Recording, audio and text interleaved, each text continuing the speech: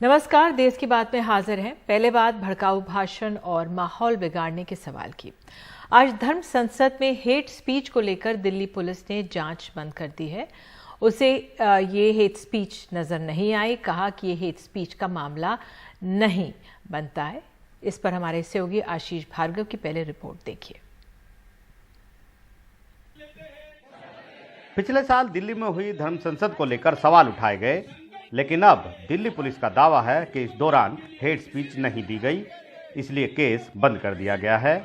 Supreme court में दाखिल हलफनामे में पुलिस ने कहा है कि धर्म संसद में मुस्लिम समुदाय के खिलाफ कोई नफरती भाषणबाजी नहीं हुई।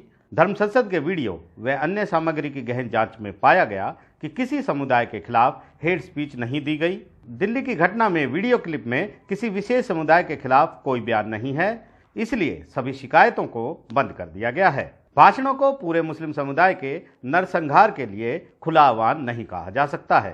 धरती की कोई कौम। इधर हरिद्वार धर्म संसद के मामले में उत्तराखंड सरकार ने सुप्रीम कोर्ट को बताया है कि इस मामले में 4 एफआईआर दर्ज की गई हैं, जिनमें से 3 चार्जशीट दाखिल कर दी गई हैं। हम मामले में स्टेटस रिपोर्ट दाखिल करेंगे, लेकिन इसके उलट दिल्ली पुलिस याचिकाकर्ताओं पर ही सवाल उठा रही है।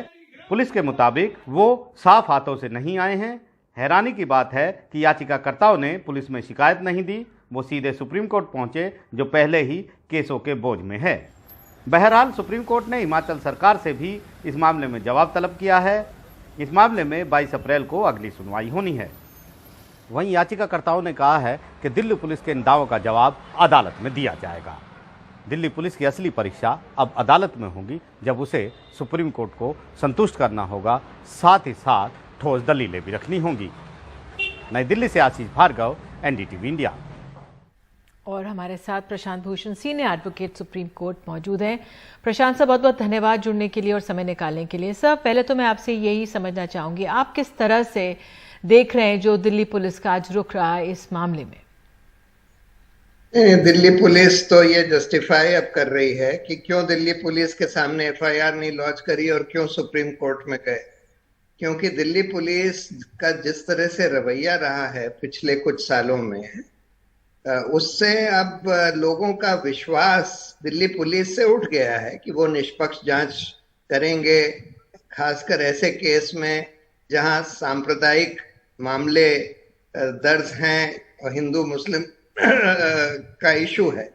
वहां हम बार बार यही देख रहे हैं कि दिल्ली पुलिस जो हिंदू दंगाई हैं उनका साथ देती है और मुसलमानों को प्रताड़ित करती है। दिल्ली राइट्स केस में भी यही किया, इस केस में भी वो लोग यही कर रहे हैं।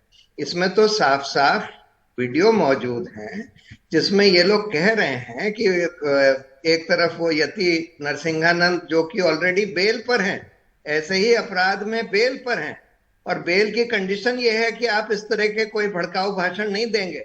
और वो खुद कह रहे हैं कि हिंदुओं को शस्त्र उठाने पड़ेंगे वगैरह, हिंदुओं का धर्म है शस्त्र उठाना और हमको मुसलमानों के अधिकार छीन लेने चाहिए वगैरह वगैरह।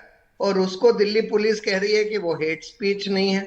अरे हेट स्पीच क्या होती है? हेट स्पीच किसी दूसरे मतलब धार्मिक आधार पर किसी समुदाय के खिलाफ अगर आप नफरत फैलाते हैं या हिंसा भड़काते हैं, उसको हेट स्पीच या अपराध माना गया है अपने इंडियन पीनल कोड में 153A 295 वगैरह में।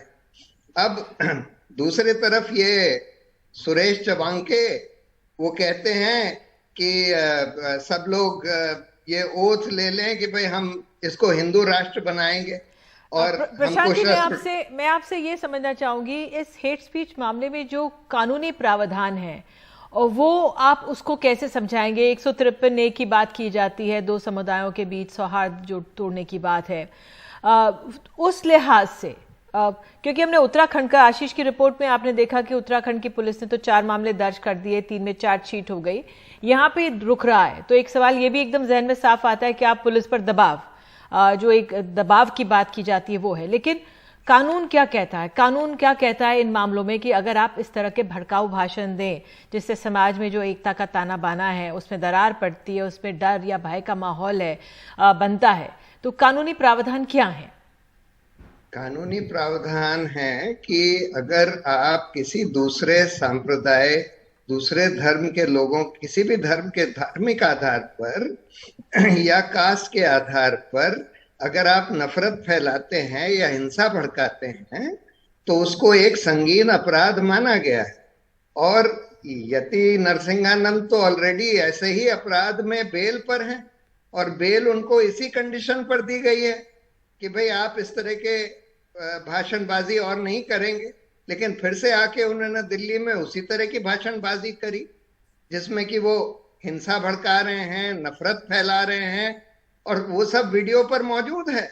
और दिल्ली पुलिस कहती है कि ये हिंसा नहीं है, ये हिंसक या धर्म के आधार पर नफरत फैलाना नहीं है। और दूसरी तरफ उमर खालिद जैसे लोग जो कि साफ साफ अपनी स्पीच में कह रहे हैं कि भाई हमको हिंसा का जवाब प्यार से देना चाहिए, हमको हिंसा का जवाब हिंसा से नहीं देना चाहिए, हमको प्यार फैलाना चाहिए। उनकी पूरी स्पीच की वीडियो मौजूद है। उनको आप दिल्ली राइट्स में दंगों के लिए आपने गिरफ्तार करके रखा हुआ है सालों साल तक बगैर ट्रायल के, और दूसरी तरफ ये हो रहा है। तो मतलब हम देख रहे हैं कि पुलिस का रवैया बिल्कुल कम्युनल हो गया है।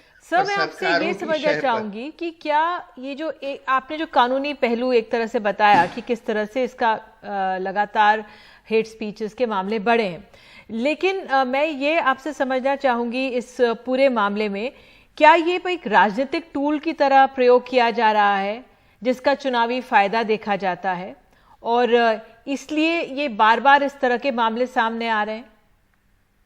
बिल्कुल साफ साफ यही हो रहा है, इसीलिए इसमें भाजपा के नेता लोग शामिल हैं। और ये सब जो यति नरसिंहानंद जैसे ढोंगी साधु वगैरह जो घूमते रहते हैं, इन लोगों को पूरी सरकार की तरफ से शह मिली हुई है कि भाई तुम लोग जितना चाहो नफरत फैलाओ, जितना चाहो हिंसा भड़काओ। अभी रामनवमी में जिस तरह से जगह जगह देश में मस्जिदों के सामने दंगाई मॉब्स आकर वहां पर दंगा वंगा करने लगे, उनको तो पूरी छूट दी गई। और उसके बाद अगर मुस्लिम समुदाय ने उसका कोई विरोध किया तो उनके घर बगैर किसी कानूनी आधार पर उसको बुलडोज कर दिया गया, उन लोगों को अरेस्ट कर लिया गया। तो हम देख रहे हैं कि जहां जहां भाजपा की सरकारें हैं उनकी पुलिस जो है बिल्कुल सांप्रदायिक कम्युनल हो गई है, और सरकार की शह पर ये लोग सब सांप्रदायिक और नफरत फैलाने का काम कर रहे हैं। और बहुत दुर्भाग्यपूर्ण बात यह है कि बहुत सारे मीडिया के चैनल्स भी यही काम कर रहे हैं अनफॉर्चुनेटली। सर, मैं आपसे ये भी समझना चाहूंगी, आज ही मैं पढ़ रही थी इंडियन एक्सप्रेस में या कल में कि किस तरह से अकबर ओवैसी जो अकबरुद्दीन ओवैसी हैं 2012 के उनके कोई 2 हेट स्पीच के मामले थे, अब 2022 में जाकर वो पूरे मामले उनके ऊपर से खारिज हुए हैं। तो 10 साल लगे इस पूरे मामले में। मैं ये समझना चाहती हूँ क्या हेट स्पीच के मामले में चुनावी फायदा मिल जाता है, लेकिन जो कानून या जो भी कानून का शिकंजा इतना कमजोर है कि जो हेट स्पीच का असर है वो तो हो जाता है, लेकिन जो लोग बोलते हैं उन पर ज्यादा कार्रवाई नहीं होती? हाँ, बिल्कुल यही हो रहा है।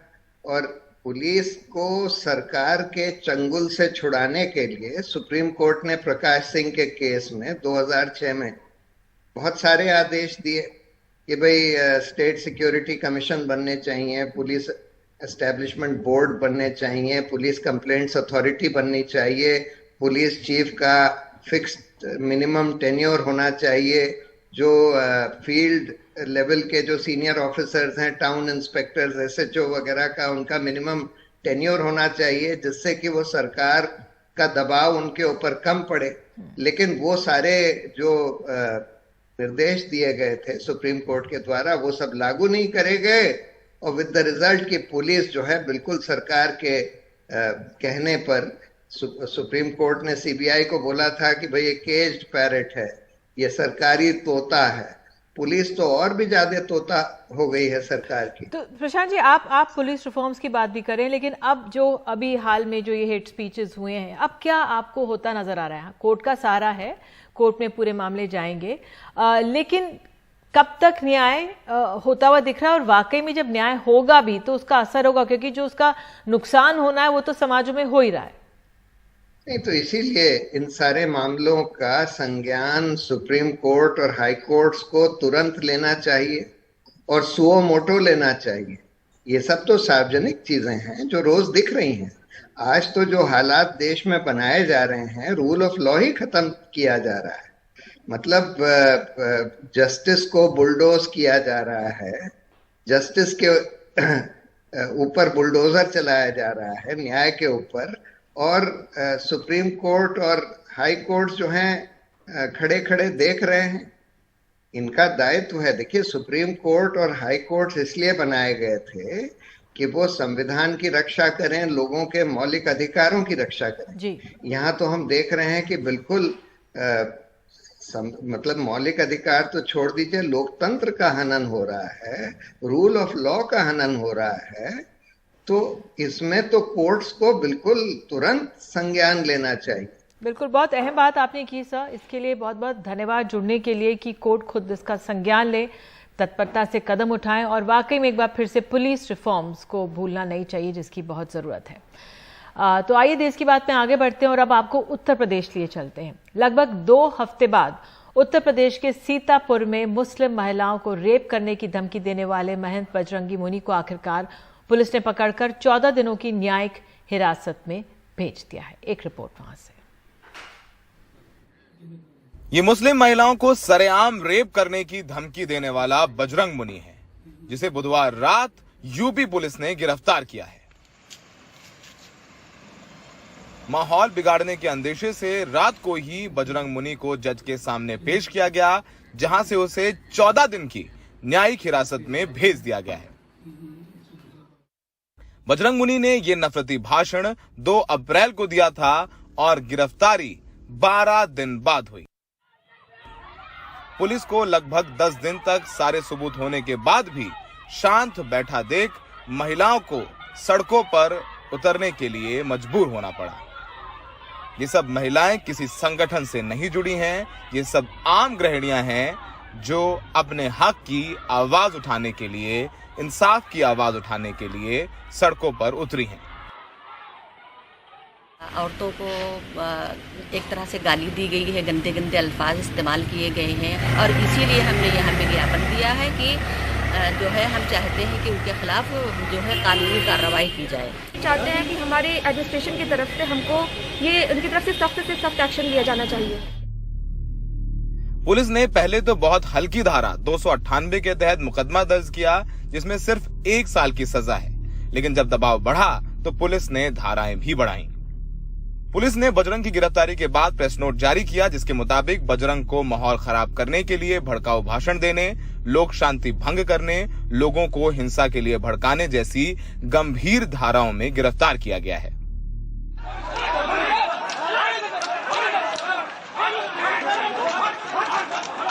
गिरफ्तारी के बाद बड़ी संख्या में बजरंग के समर्थक इकट्ठा हो गए।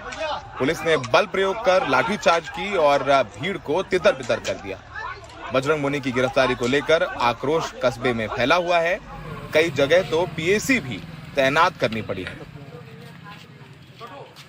सुगर बाड़े में 28 लाख रुपए इकट्ठा है और सुगर बाड़े के लोग भी सुन लो, न सुगर बाड़ा रहेगा।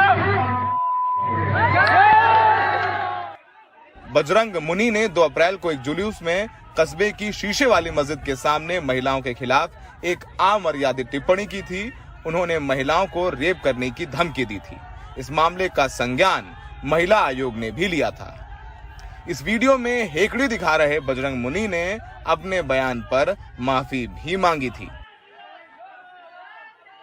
सभी माताओं बहनों से मैं क्षमा मांगते हुए कह रहा हूं, मेरा जो वीडियो वायरल हो रहा है, अगर उनकी आत्मा को ठेस पहुंचा है तो उसके लिए मुझे क्षमा करें। पहले भी बजरंग मुनि ऐसे कई भड़काऊ भाषण देता रहा है, जिन पर पहले से मुकदमे भी दर्ज हैं। सत्तारूढ़ दल के कई नेताओं के साथ बजरंग मुनि की तस्वीरें वायरल हैं। जैसे इस तस्वीर में योगी सरकार में मंत्री राजेश राठौड़ बजरंग को कंधा देते नजर आ रहे हैं। ये तस्वीरें अलीगढ़ की हैं, जहां एबीवीपी के कार्यकर्ता अलीगढ़ के 21 चौराहों पर लाउडस्पीकर लगाकर हनुमान चालीसा बजाने के लिए चंदा इकट्ठा कर रहे हैं। इनकी मांग है कि अलीगढ़ प्रशासन लाउडस्पीकर पर हो रही आजान पर रोक लगाए। माहौल खराब होता देख प्रशासन ने एबीवीपी के कार्यकर्ताओं की इस मुहिम पर रोक लगा दी है। नफरती भाषण 2 अप्रैल को दिया था और गिरफ्तारी 14 अप्रैल को, यानी लगभग 12 दिन बाद हुई है। देर आए दुरुस्त आए। लोग ये भी मांग करें जिस तरीके से यूपी में अपराधियों की संपत्तियों पर बुलडोजर चलाया जा रहा है, वैसे ही बजरंग मुनि की संपत्तियों पर भी बुलडोजर चलाया जाए, ताकि दूसरे जो ऐसे नफरती भाषण दे रहे हैं या ऐसी इच्छा मंशा रखते हैं वो भी सबक लें कि दोबारा ऐसा नफरती भाषण समाज में सामाजिक माहौल खराब करने के लिए कोई ना दे। सीतापुर में सहयोगी समीर और दिल्ली में सुशील राठी के साथ सौरभ शुक्ला, एनडीटीवी इंडिया। और देश की बात में आगे आपको ले चलेंगे बलिया। वहां के जिला महिला अस्पताल में महिलाओं को दिया जा रहा है एक्सपायर्ड दूध, 3 महीने से भी ज्यादा पुराना दूध।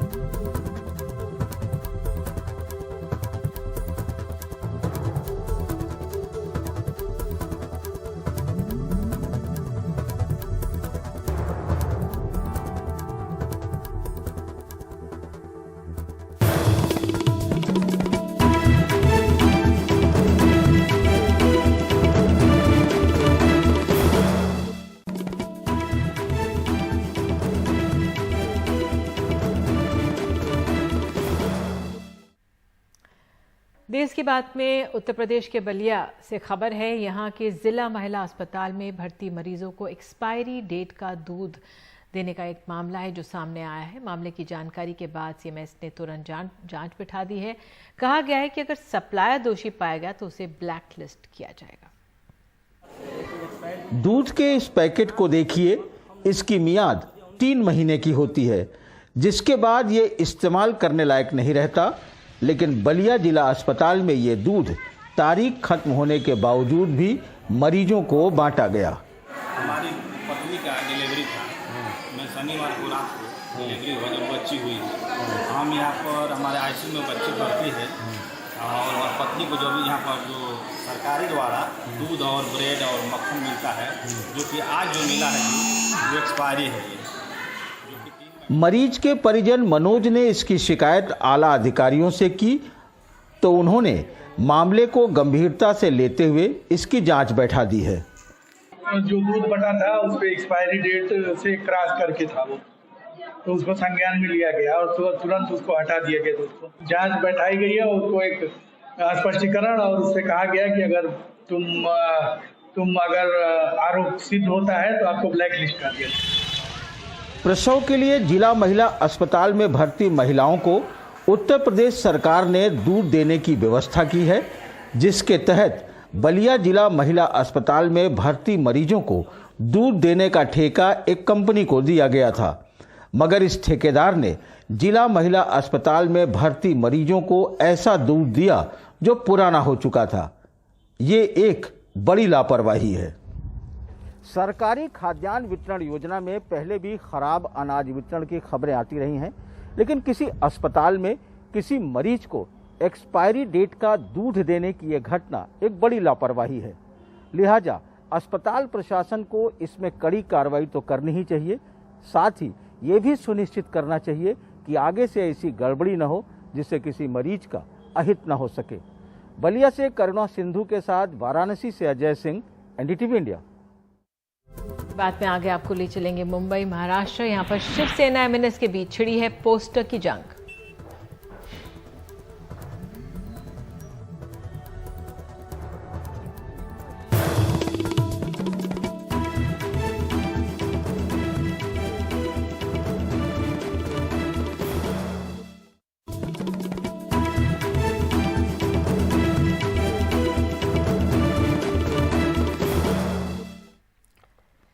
और इस समय की बड़ी खबर देश की बात में कर्नाटक से आ रही है। वहां के पंचायत राज्य मंत्री ईश्वरप्पा ने कहा है कि वो कल इस्तीफा देंगे। तस्वीरें आप देख रहे हैं किस तरह से कांग्रेस ने आज विरोध प्रदर्शन किया। कांग्रेस का जो विरोध प्रदर्शन था विधान सौदा चला गया, वहाँ पे पुलिस ने लोगों को हिरासत में लिया।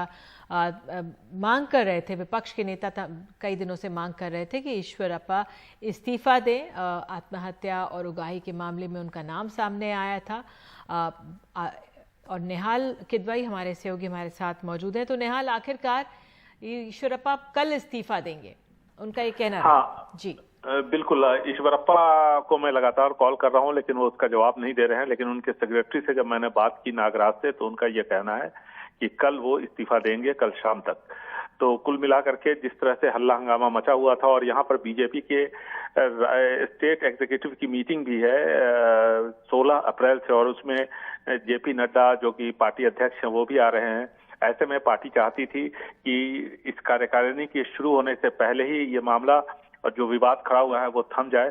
हालांकि ईश्वरप्पा इस्तीफा देने के लिए तैयार नहीं थे, लेकिन कांग्रेस के साथ साथ जो दूसरे विपक्षी दल हैं वो पूरी तरह से सड़कों पे आ गए और हर जगह हल्ला हंगामा शुरू हो गया। धरना प्रदर्शन चल रहा है। अभी भी कांग्रेस के पूर्व मुख्यमंत्री सिद्धरामैया और दूसरे जो नेता हैं विधानसभा में धरना दे रहे हैं। वो कह रहे हैं कि सिर्फ इस्तीफा ही नहीं बल्कि उनकी गिरफ्तारी भी होनी चाहिए। तो कुल मिलाकर के काफी दबाव बीजेपी पर था, और साथ ही साथ हमें जो जानकारी मिली है उसके मुताबिक कल ही बीजेपी के केंद्रीय नेतृत्व ने ईश्वरप्पा को कह दिया था इस्तीफा देने के लिए, लेकिन थोड़ा सा समय वो ले रहे थे, जो कि आमतौर पर हमेशा देखा जाता है। और अब से थोड़ी देर पहले उन्होंने ये फैसला किया है कि वो इस्तीफा देंगे और कल दोपहर के बाद वो किसी वक्त भी अपना इस्तीफा सौंप दें। बिल्कुल। निहाल, जो बीजेपी की अंदरूनी राजनीति है इस पे वो जरा हमें समझाइए, क्योंकि आप कह रहे हैं कि जेपी नड्डा जा रहे हैं और एक तरह से दबाव था केंद्र नेतृत्व की तरफ से, लेकिन हमने देखा था येदियुरप्पा ने, जो पूर्व मुख्यमंत्री थे, उन्होंने भी कहा कि इस्तीफा दे देना चाहिए।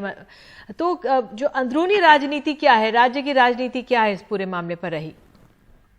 देखिए, ईश्वरप्पा पिछले कुछ दिनों से लगातार विवादों में चल रहे हैं, और सिर्फ पिछले कुछ दिनों से ही नहीं, जब पहली बार यहाँ पर येदियुरप्पा की सरकार बनी थी उस वक्त भी सबसे पहले जो बगावती तेवर दिखाया था रेड्डी बंधुओं के साथ, वो ईश्वरप्पा ने दिखाया था। ईश्वरप्पा और येदियुरप्पा दोनों ही शिवमोगा से हैं। ईश्वरप्पा का नाम किसी न किसी विवाद से जुड़ता रहता है, और ऐसे में बीजेपी का जो नेतृत्व है, राज्य का जो नेतृत्व है, वो भी चाहता था कि ईश्वरप्पा थोड़ा लो प्रोफाइल रहे, लेकिन ईश्वरप्पा मानने को तैयार नहीं थे। वो कोरबा जाति में उनकी पकड़ है, वो ओबीसी नेता हैं, और ऐसी सूरत में चूंकि अगले साल चुनाव है यहाँ पर, इसलिए बीजेपी सीधे तौर पर उनके साथ टकराव नहीं चाहती थी। इसलिए अंदर से ही दबाव बनाया गया कि ईश्वरप्पा खुद ही इस्तीफे की घोषणा करें, और बीजेपी के जो नेता हैं इससे बचते रहें। जितने भी बीजेपी के वरिष्ठ नेता हैं, मुख्यमंत्री के अलावा, उन्होंने कोई भी बयान नहीं दिया है इस पूरे मामले के सामने आने के बाद, और खास करके जब से एफआईआर ईश्वरप्पा और उनके 3 और सहयोगियों के खिलाफ हुआ है। तो कुल मिलाकर के बीजेपी भी कहीं ना कहीं चाहती थी कि ईश्वरप्पा को दरकिनार किया जाए, क्योंकि उनकी वजह से पार्टी को लगातार यहाँ पर कर्नाटक में नुकसान हो रहा था। बिल्कुल। और अंत में निहाल ये भी कि अब आप जिस तरह से चुनाव है अगले साल, उससे पहले एक परसेप्शन की पॉलिटिक्स होती है, उसमें ये कदम उठाना पड़ा है ईश्वरप्पा को, ये जितना उन पर दबाव पड़ा। लेकिन अब इसका राजनीति पे, स्थानीय राजनीति पे असर क्या देख रहे हैं आप? देखिए, जब ये मामला सामने आया कि 40% कट का जो मामला सामने आया, उसके बाद कॉन्ट्रैक्टर एसोसिएशन ने एक प्रेस कॉन्फ्रेंस यहाँ पर की, और प्रेस कॉन्फ्रेंस करके ये कहा कि सिर्फ ईश्वरप्पा और पंचायती राज मंत्रालय का ही मामला नहीं है, बल्कि उन्होंने कुछ और मंत्रालयों का भी नाम लिया। उन्होंने कहा कि अगले 1 हफ्ते के अंदर वो बहुत सारे डॉक्यूमेंट्स, बहुत सारे दस्तावेज जारी करेंगे, जिससे साबित करेंगे कि किस तरह से हाल में भ्रष्टाचार कर्नाटक में बढ़ा है। तो ये एक बहुत बड़ी चुनौती होगी बीजेपी के लिए कि इस डैमेज कंट्रोल करना, और उसी में बीजेपी लगी हुई है। और आप समय ये देखिए कि कितना दबाव बीजेपी के अंदर से ईश्वरप्पा पर रहा कि वो आज सुबह तक इस्तीफा देने को तैयार नहीं थे, लेकिन अब से थोड़ी देर पहले वो तैयार हो गए इस्तीफा देने के लिए। तो निश्चित तौर पर चुनाव की भी तैयारी है, बीजेपी अपनी छवि ठीक करना चाहती है। अभी मंत्रिमंडल का विस्तार भी होना है, 4 से 5 सीटें खाली हैं। ईश्वरप्पा के बाद 1 सीट और बढ़ गई, और जब बीजेपी के राज्य कार्यकारिणी की हॉस्पेट में बैठक होने जा रही है 16 तारीख से, जैसा कि मैंने आपको बताया, 1 दिन के बाद परसों से, तो ऐसी सूरत में जब यहाँ पे जेपी नड्डा होंगे तो कैबिनेट विस्तार की भी बात होगी। और तो ये सारे मुद्दे हैं। इसको देखते हुए पार्टी ने काफी दबाव बनाया था ईश्वरप्पा पर कि वो खुद ही घोषणा करें, पार्टी किसी तरह का कोई स्टेप न उठाए, क्योंकि इससे जो कोरबा वोट बैंक है वो नाराज हो सकता था। बिल्कुल, बहुत अहम और बहुत दिलचस्प जिस तरह से पंचायत राज मंत्री ईश्वरप्पा ने, जिन पर भ्रष्टाचार के आरोप लगे, उन्होंने ऐलान किया है उनको ऐलान करना पड़ा है कि वो अब कल इस्तीफा अपना सौंप देंगे। तो देश की बात में आइए आगे बढ़ते हैं और अब हम चलते हैं महाराष्ट्र। मस्जिदों पर से लाउड स्पीकर हटाने के मुद्दे पर एमएनएस और शिवसेना आमने सामने आ गए हैं। एमएनएस ने कुछ दिन पहले सेना भवन के सामने हनुमान चालीसा पाठ बजाया, तो कल रात के अंधेरे में सेना भवन के सामने राज ठाकरे की टोपी पहने फोटो लगाकर उनकी भूमिका पर सवाल उठाया गया है। हनुमान चालीसा पाठ का जवाब है।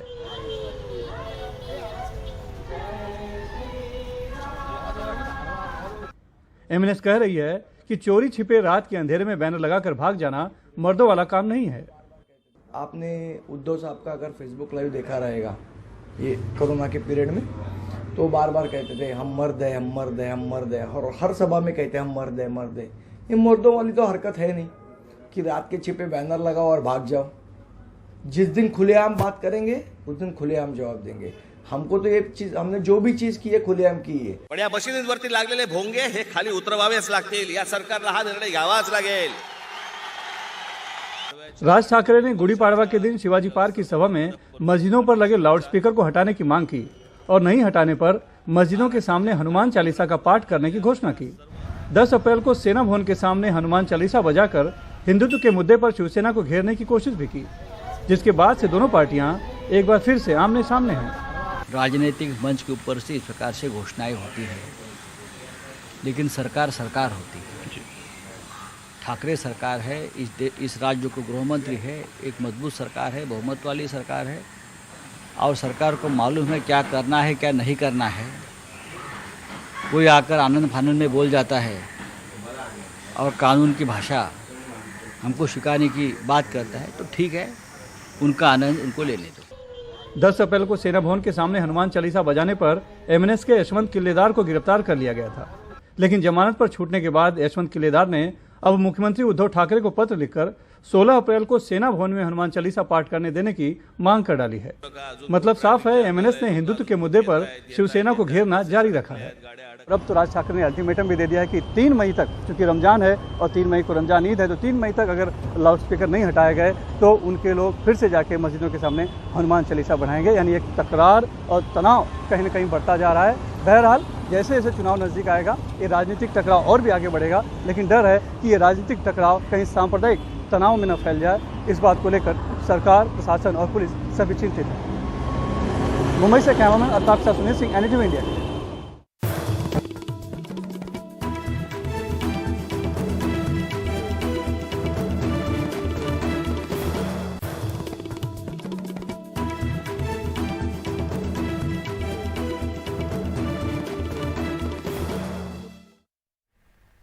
देश की बात में आइए सीधे चलते हैं मुंबई। रणबीर कपूर, आलिया भट्ट की शादी हो चुकी है। प्रशांत सिसोदिया हमारे सहयोगी वहां पे मौजूद हैं।